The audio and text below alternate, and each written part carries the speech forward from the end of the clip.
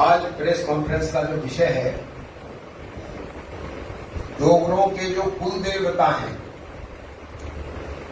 ये भूमि जो है जम्मू,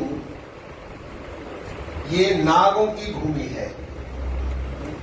यहां प्रत्येक देवी देवता हमारे पूर्वज नागों के रूप में पूजे जाते हैं।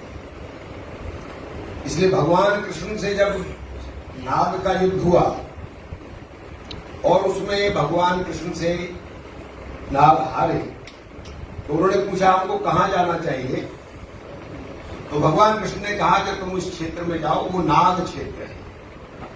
इसलिए यहां चाहे बाबा कैलखनाथ हो, चाहे राजा मांडलिक हो, चाहे बाबा कालीवीर हो, चाहे बाबा सुरगल हो, सभी नाग के रूप में पूजे जाते हैं। इसलिए ये डोगराओं के जो देवता है, कुल देवता है, ये सब नाग के रूप में पूजे जाते हैं।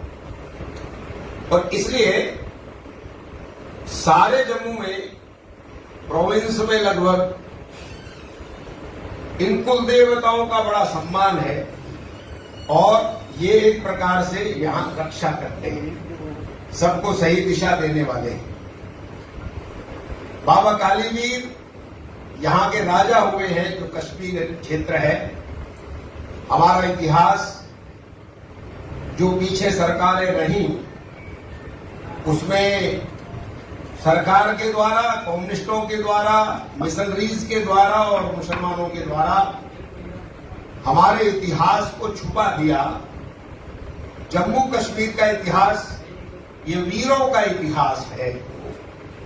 यहां पर एक समय में ललितादित्य मुक्तापीठ, जो अनंतनाग में राजा थे, जिन्होंने मट्टन का मंदिर भी बनवाया था, उनकी राजधानी केरल के पहाड़ों तक थी, राज्य की सीमाएं, और उधर नागालैंड की सीमा तक थी। ऐसे प्रतापी राजा यहां हुए हैं। इतना ही नहीं, तो भगवान कृष्ण के भी यहां पर 2 बार आए हैं। एक बार जो गोनंद राजा थे कश्मीर के, वो जरासंध की तरफ से लड़ने कृष्ण के सामने गए थे। जब युद्ध में उनकी हार हो गई, उनकी मृत्यु हो गई, तो उनके 9 साल के बेटे को गद्दी पर बैठाने के लिए स्वयं भगवान कृष्ण यहां आए थे। और एक छोटा बेटा जो था, शायद उसका नाम संभय या कुछ ऐसा है, वो भी यहीं पर ब्याया था, जो आजकल पीओ का क्षेत्र गिना जाता है, वहां पर वो ब्याया था। तो ऐसे 2 बार भगवान कृष्ण भी जम्मू कश्मीर की धरती पर आए हैं। अर्जुन और बब्राभान का जो युद्ध हुआ, जिसमें अर्जुन की गर्दन कटी और बब्राभान जीता उसमें, तो वो स्थान भी यहीं पर है। सुईसर और मानसर, यहीं पर वो मणि निकली थी जिससे अर्जुन की गर्दन दोबारा जोड़ी गई थी।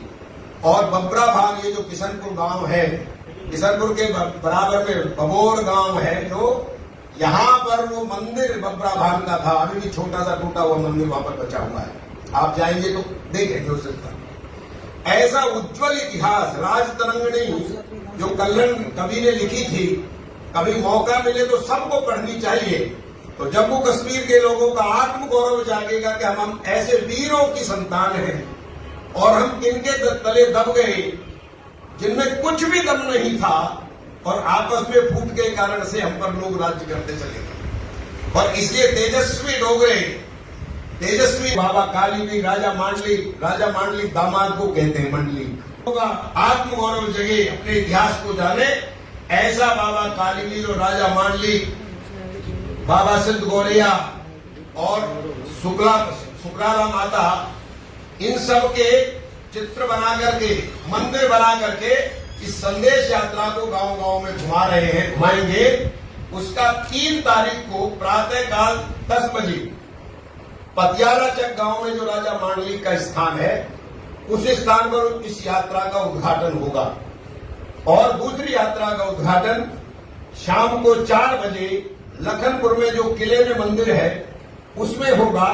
ये दोनों यात्राएं 2 महीने तक चलेगी, गांव गांव में अलग जगाने का काम करेंगी और हिंदुओं का जागरण, ताकि हिंदुओं पर जो कोई धर्मांतरण करके उनको ईसाई बनाने का प्रयास कर रहा है, कोई लव जिहाद कर रहा है, इन सब बातों की जानकारी हिंदू समाज को जब पता पड़ेगी तो समाज का धर्म जागेगा और वो अपनी रक्षा करने के लिए जागरूक होकर के अपने समाज को बचाने का काम करेगा। इसलिए आज की ये कॉन्फ्रेंस, जिसमें ये जो दोनों यात्राओं का उद्घाटन होगा, इसकी जानकारी के लिए आज की कॉन्फ्रेंस की गई है। ये बात हम गांव-गांव में बताने वाले हैं।